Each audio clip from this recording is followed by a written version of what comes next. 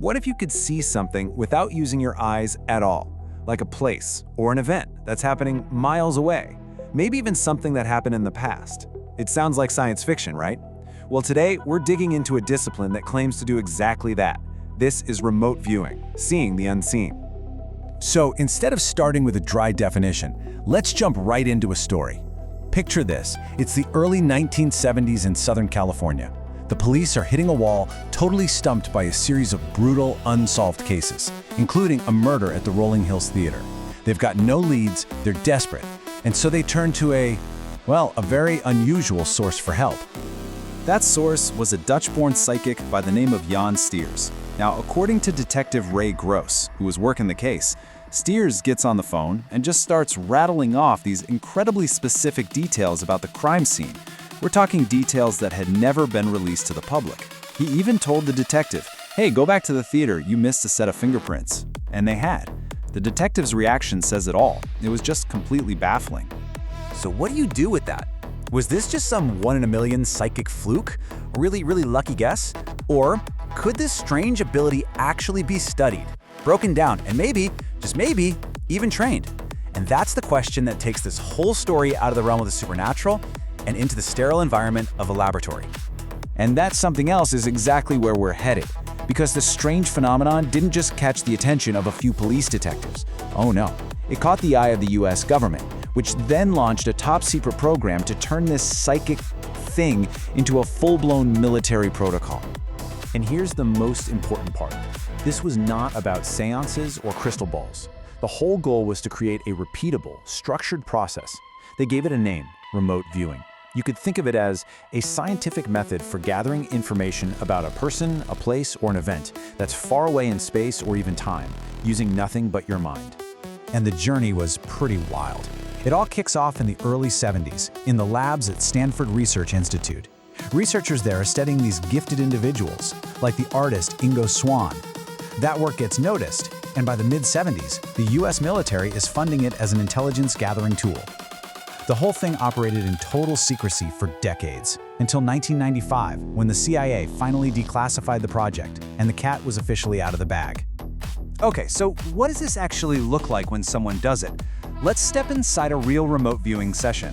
Now, the viewer is given nothing but a random coordinate. That's it. They have absolutely no idea what the target is. In this particular case, the hidden target was the assassination of President John F. Kennedy. The very first thing you have to get is that this is a super structured discipline.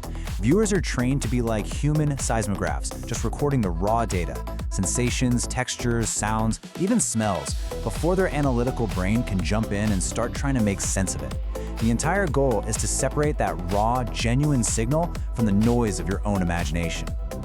So, the moment the viewer gets that random coordinate, the process begins. They make this quick, spontaneous mark on the paper called an ideogram. This isn't a conscious drawing at all. It's more like an automatic, physical reflex that's said to capture the fundamental essence, the gestalt, of whatever the target is. And from that one abstract squiggle, clearer impressions start to flow. Look at this. On the left is the viewer's blind sketch of these tall, blocky structures. And on the right, that's the actual target. The resemblance to the Texas Schoolbook Depository is, well, it's pretty startling. And get this, it's not just about what things look like. The viewer is also logging emotions and concepts. Just look at these phrases pulled right from the session notes. Subjects are afraid and running, feels like a terror attack, a strong military connection, and then a bullet-like device coming down. It all builds, piece by piece, to this shocking and completely correct conclusion: a planned assassination of JFK. Only after all this raw, messy, disconnected data is down on the page does the viewer, or maybe an analyst, even try to piece it all together into a coherent story. The whole idea is to let the data build the picture for you, not to force your own preconceived story onto these little fragments of information. So, if this tool is actually real, what happens when it's not a military secret anymore? Well, once it was declassified, people started thinking about using it for things far beyond spycraft. And that, as you can imagine, kicked off a pretty fierce debate. Today, people are using remote viewing in some really surprising ways. Businesses are trying it out to spot market trends or check out potential partners. Some practitioners actually work with doctors on really complex diagnostic cases.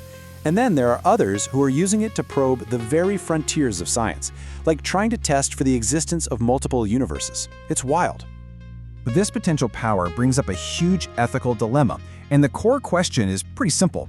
Just because you can look at something, does that mean you should? And right here, you can see the fundamental conflict. On one side, you have its origins, an intelligence tool designed to get highly secretive and damaging information from enemies of the state.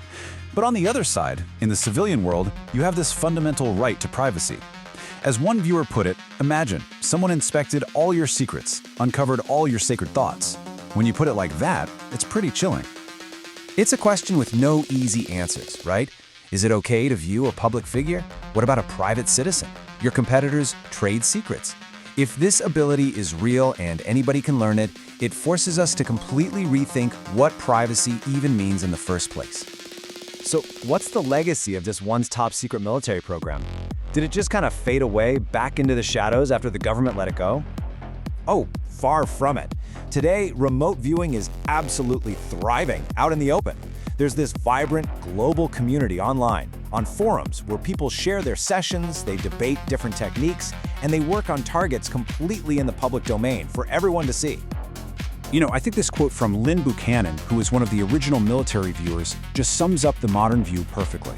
He argues that remote viewing isn't some new magical power we've discovered. Instead, he says, what's new is a better understanding of a potential that might have been part of the human experience for centuries.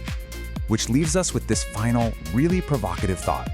Look, whether you're a total skeptic or a true believer, the story of remote viewing forces us all to ask a pretty profound question.